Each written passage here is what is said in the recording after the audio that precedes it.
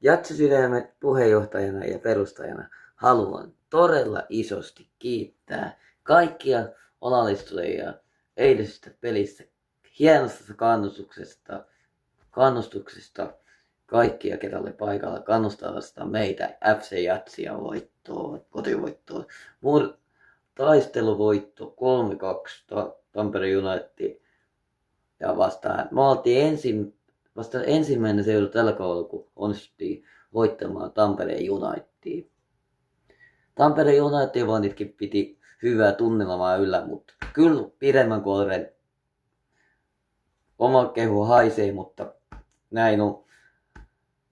Me vedettiin kovaa ääntä, vaikka tammulaisia vaneja oli meitä selkeästi enemmän valitettavasti. Mutta tästä on hyvä jatkaa tulevana keskiviikkona 6. kierros Suomen Cup-otteluun. Nähdään keskiviikkona Suomen Cup-otteluun merkeissä. Näin kuvia syntymästä kuolemaan. Vai Jatsi on. Hei hei!